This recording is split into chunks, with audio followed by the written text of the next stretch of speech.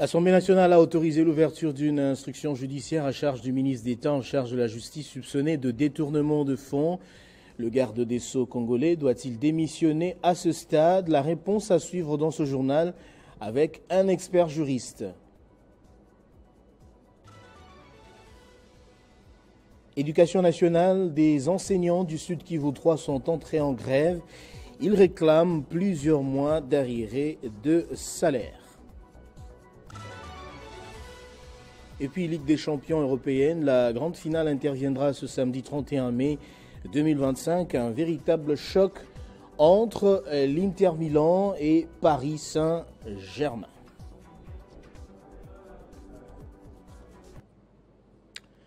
Nouveau journal sur Télé 50, bienvenue à tous. C'est après un débat houleux et la présentation du rapport de la commission chargée d'examiner le réquisitoire du procureur général près la Cour de cassation, Firmin Mvonde, que l'Assemblée nationale a autorisé l'instruction judiciaire à charge du ministre d'État, Constant Mutamba. Le garde des Sceaux congolais est appelé à se présenter devant le procureur pour apporter ses moyens de défense.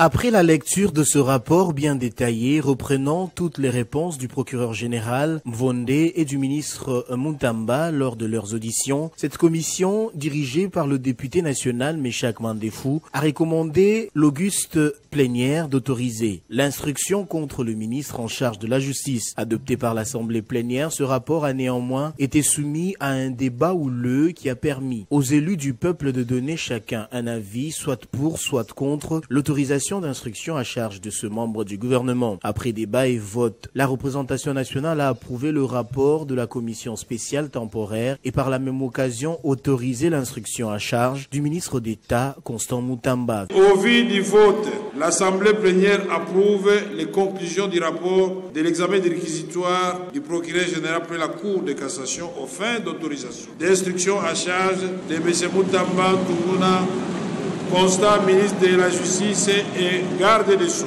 Par conséquent, l'Assemblée nationale accorde au procureur général près la Cour de cassation l'autorisation d'instruction à charge de M. Mutamba Tunguna, Constant ministre d'État, ministre de la Justice et garde des Sceaux. Ensuite, l'Assemblée nationale a procédé à l'audition du rapport de la commission spéciale et temporaire chargée d'examiner le réquisitoire du procureur général près la Cour de cassation sollicitant des poursuites judiciaires contre le député national Géry Lubanzadio, accusé de falsification d'un acte de vente d'une parcelle. À ce sujet, la commission a demandé le transfert du dossier auprès du comité des sages de la Chambre basse du Parlement. Notons que le speaker de la Chambre basse du Parlement, le professeur Vital Kamere, a informé la plénière que le procureur général près la Cour de cassation a introduit un nouveau réquisitoire en vue de l'autorisation de l'ouverture d'instruction contre le député national Nicolas Kazadi. Mais à ce stade, le ministre d'État en charge de la justice doit-il démissionner? C'est la grande question qui taraude les esprits. Pour l'expert juriste Willy Wenga, le patron de la justice congolaise ne peut pas démissionner puisqu'il s'agit d'une étape pré-juridictionnelle. On écoute Maître Willy Wenga. Le ministre de la Justice étant sous poursuite au niveau préjuridictionnel, il ne peut pas démissionner parce que la démission visée par l'article 80 de la loi relative à la procédure devant la Cour de cassation vise sa mise en accusation devant la Cour de cassation, laquelle mise en accusation devra encore faire objet d'une nouvelle autorisation de la part de M. le procureur général pour la Cour de cassation à introduire à l'Assemblée nationale. Est-ce que à ce stade, il peut réquiser les magistrats? Nous disons, il peut réquiser un ou deux ou trois, mais pas tout le magistrat, étant entendu qu'on ne peut pas réquiser tout le magistrat d'un office qui instruit en premier dernier ressort. Le ministère public, relativement aux dispositions de l'article 83 de la loi relative à la Cour de cassation, peut prendre des dispositions coercitives, des mesures privatives de liberté, lesquelles mesures, une fois décidées et placées sous mandat d'arrêt provisoire, peuvent être transformées en résidence surveillée. Donc, à ce stade de débat, le ministre ne peut pas encore démissionner. Il ne peut pas aussi récuser tous les magistrats du parquet. Il ne peut pas aussi se dire innocent, mais il bénéficie de la présomption d'innocence. Il ne peut que présenter ses moyens de défense. Voilà, donc il ne bénéficie d'aucune immunité à ce stade. Ces immunités, telles que visées par les articles 74 à 75, 76, 77, des lois relatives à la procédure de la Cour de cassation, il devra attendre le moment de la mise en accusation lorsque le procureur général estimera qu'il faut le traduire devant la Cour de cassation. À ce moment-là, on devra lever les immunités. On les traite comme un député alors qu'il ne l'est pas, mais c'est la loi qui le veut. Et à toutes ces étapes-là, le procureur général pour la Cour de cassation devra informer le Premier ministre ainsi que les chefs de l'État par lettre recommandée à la poste ou par rapporteur. Et puis en bref, l'ancien ambassadeur de la République démocratique du Congo au Kenya, Nyakeru Kalunga John, a été nommé ambassadeur de la RDC en Afrique du Sud, a annoncé la présidence congolaise. La nomination de Kalunga John intervient après son rappel du Kenya en décembre 2023. Ce rappel faisait suite au refus du président kenyan William Ruto de satisfaire à une demande de Kinshasa visant à faire arrêter Corneille Nangaa, chef de la coalition politico-militaire Alliance Fleuve Congo AFC M23. La République démocratique du Congo a officiellement présenté sa candidature pour un siège permanent au Conseil de sécurité des Nations Unies. Le vote est prévu pour les 3 juin prochains et les efforts de lobbying ont déjà commencé. L'ambassadeur de la RDC au Canada a récemment rassemblé les diplomates du groupe africain ainsi que des ambassadeurs d'autres nations dans le but de renforcer le soutien à cette initiative cruciale.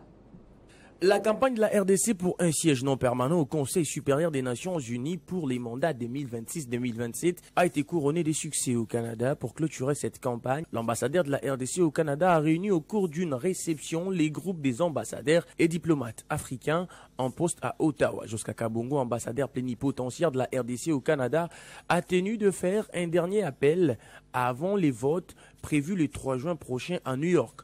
Une occasion pour l'ambassadeur de la RDC de revenir sur les enjeux de cette candidature qui repose sur 4 axes majeurs.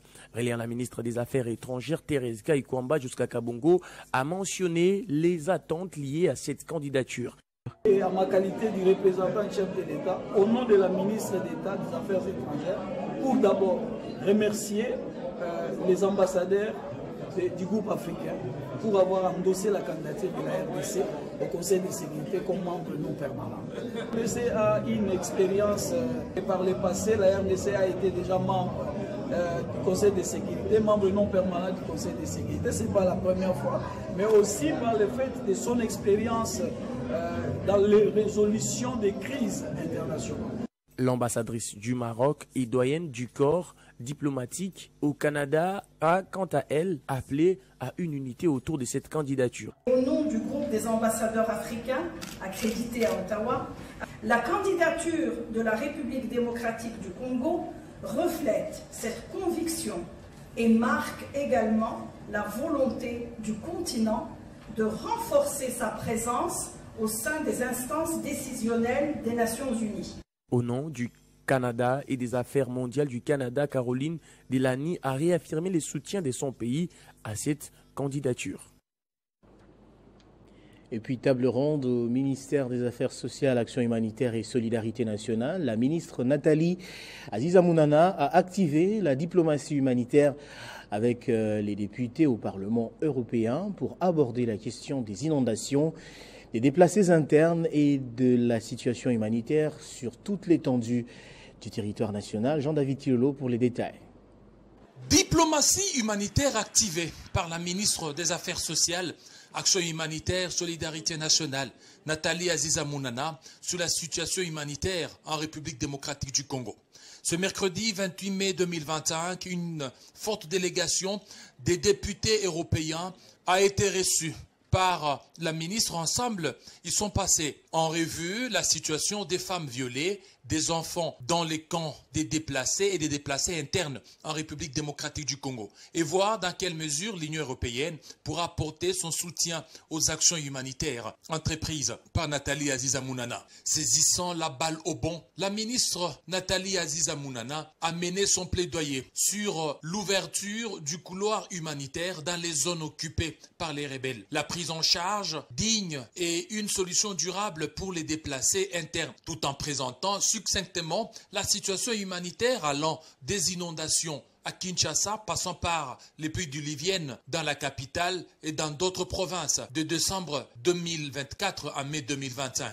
Nous faisons appel à la solidarité de nos partenaires internationaux, en particulier vous, l'Union européenne. Votre contribution sera déterminante pour renforcer ces actions humanitaires. Elle permettra également d'améliorer l'accès aux soins médicaux, à l'eau potable, à la nourriture, ainsi qu'à l'éducation. Vive l'amitié entre l'Union européenne et la République démocratique du Congo. Je vous remercie. La délégation du ministère des Affaires sociales, Action humanitaire, Solidarité nationale a sollicité du Parlement européen l'appui substantiel pour la prise en charge des enfants vulnérables, l'accompagnement du Parlement européen dans l'application de la loi humanitaire qui ne doit pas s'écarter du droit international, leur expérience étant sollicitée. Tous ces efforts fournis par Nathalie Aziza Mounana dans les secteurs humanitaires sont salués par la chef de la délégation des députés du Parlement européen, Hilde Votmans. On est ici pour donner le soutien au ministre des Affaires sociales pour le boulot qu'elle fait. On aimerait vraiment qu'on puisse continuer à travailler ensemble parce qu'on est là à côté de vos peuples et de vos pays. Merci. La ministre des Affaires sociales, l'Action humanitaire, Solidarité nationale plaide pour que l'amitié Union européenne et la RDC fassent preuve de solidarité concrète afin de soulager la souffrance des peuples meurtris et de construire un avenir plus rassuré. Et puis sachez que le Mauritanien Sidi Ould Tane a été élu président de la Banque africaine de développement avec 76,18% des voix. À ce poste prestigieux, il succède au Nigérian Akinwumi Adesina. L'élection se déroule à Abidjan, siège de l'institution. Côté congolais, le ministre des Finances, Doudou Fwamba, vice-président de l'organisation, a salué le déroulement de ce scrutin. La République islamique de Mauritanie a remporté l'élection à la présidence de la Banque africaine de développement, dévançant la République de la Zambie avec un score de 48,41%. Cette victoire a été obtenue sans les reports de voix du candidat sénégalais Amadou Hott, qui a maintenu sa candidature jusqu'au terme du processus électoral. Doudou Fwamba Likonde Libota, vice-président de l'organisation de l'élection, a salué les bons déroulements du scrutin, conduit dans un esprit de transparence et de responsabilité, malgré un contexte marqué par des tensions entre certains États membres. Cette élection marque un tournant significatif dans la gouvernance de l'institution, consolidant les rôles croissants de la Mauritanie dans des instances panafricaines. Lors de ces assises, le ministre Doudou Fwamba a échangé avec le responsable de la Banque de développement d'Afrique australe et a sollicité l'expertise de cette structure pour accompagner les gouvernements dans l'élaboration d'une stratégie de mobilisation des financements sur les marchés internationaux. Une feuille de route a d'ailleurs été en cours d'élaboration à cet effet. Et profitant de son séjour à Abidjan, le ministre Doudou Fwamba s'est entretenu avec l'ambassadeur de la RDC à Abidjan, ce qui a permis au ministre de s'enquérir du bon fonctionnement de la mission diplomatique et des conditions de travail de son personnel. En Ituri, les forces armées de la RDC ont repoussé les attaques de la milice CRP de Thomas Lubanga au village Mbongi dans la chefferie des Baema Babiangi, territoire de Djougou. Des avions de combat de l'armée ont été mis à contribution, souligne le porte-parole des FARDC en Ituri. On écoute le lieutenant Jules Ngongo.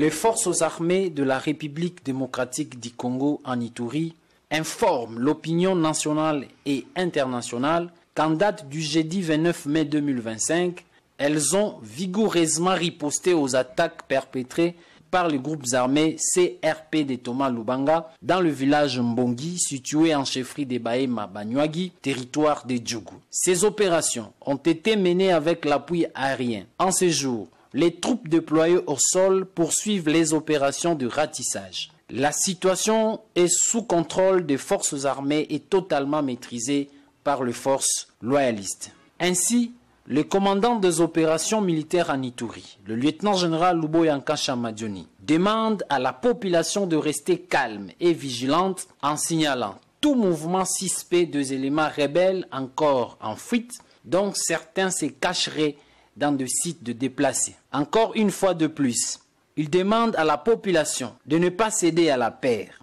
Les forces armées remplissent pleinement leur mission régalienne de restaurer l'autorité de l'État, notamment sur le littoral du lac Albert et dans l'ensemble de la province de l'Ituri. Fait à Bunia le 29 mai 2025, Chikudingongo Jules, lieutenant porte-parole des forces armées de la République démocratique du Congo en Ituri.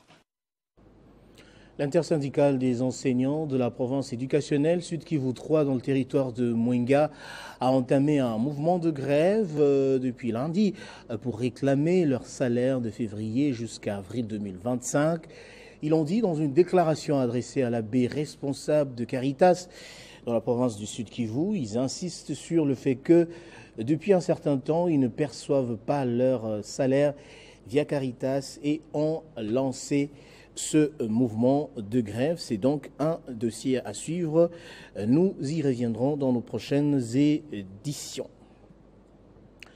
Et puis dans le monde, le porte-parole de la Maison-Blanche a indiqué que la proposition du cessez-le-feu à Gaza formulée par le président américain Donald Trump a été acceptée par Israël. Cette trêve d'une durée de 60 jours pourrait possiblement s'étendre à 70 jours, pendant laquelle, au cours de laquelle auront lieu des négociations sérieuses entre Israël et le Hamas.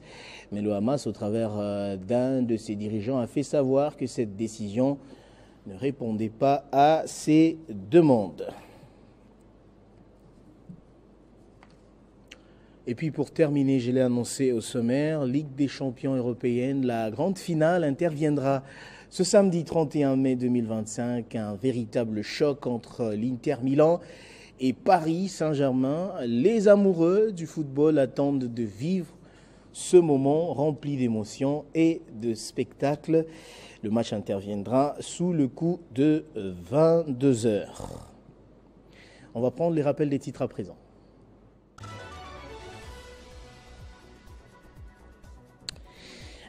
L'Assemblée nationale a autorisé l'ouverture d'une instruction judiciaire à charge du ministre d'État en charge de la justice soupçonné de détournement de fonds publics. Le garde de Sceaux congolais doit-il démissionner? Vous avez suivi un expert juriste dans ce journal. Éducation nationale des enseignants du Sud Kivu 3 sont entrés en grève. Ils réclament plusieurs mois d'arriérés de salaire. En sport, Ligue des champions européenne, la grande finale interviendra ce samedi 31 mai 2025. Un véritable choc entre l'Inter Milan et Paris Saint-Germain à ne pas rater sous le coup de 22 h. On va prendre à présent la revue de presse.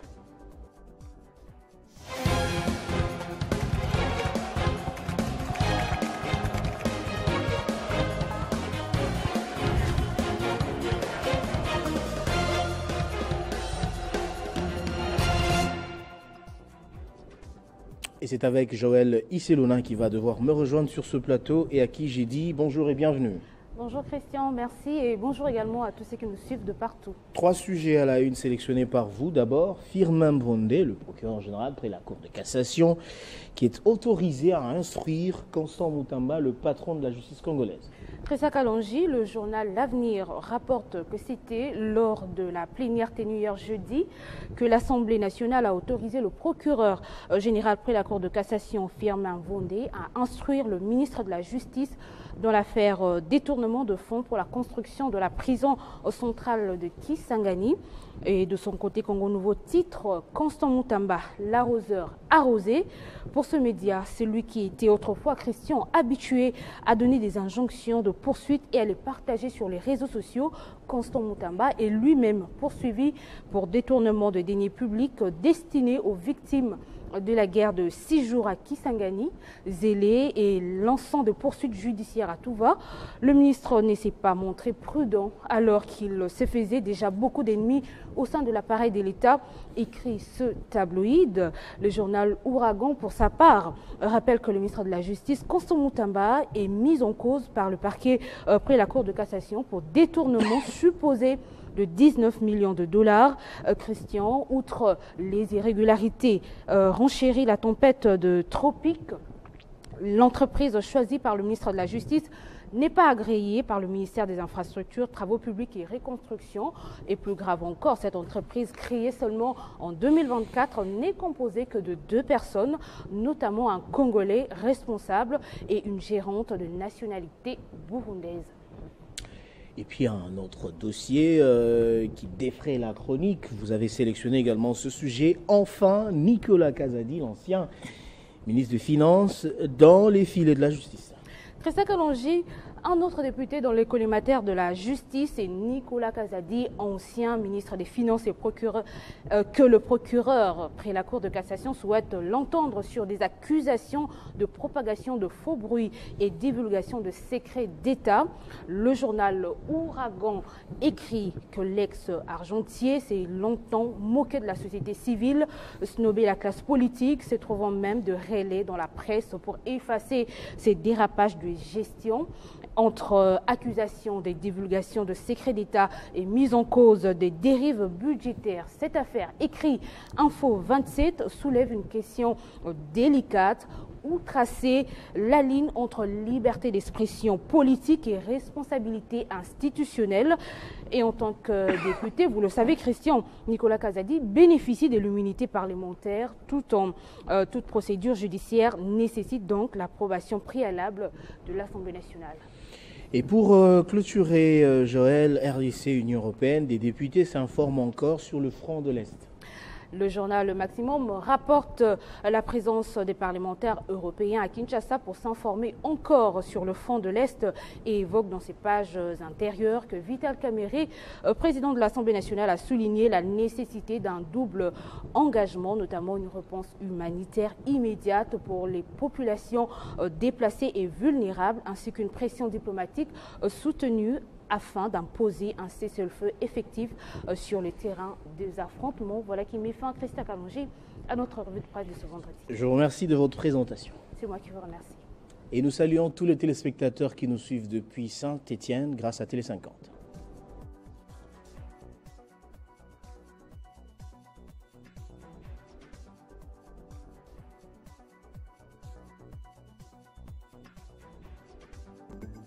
Retrouvez toute l'actualité en continu sur www.tele50.cd.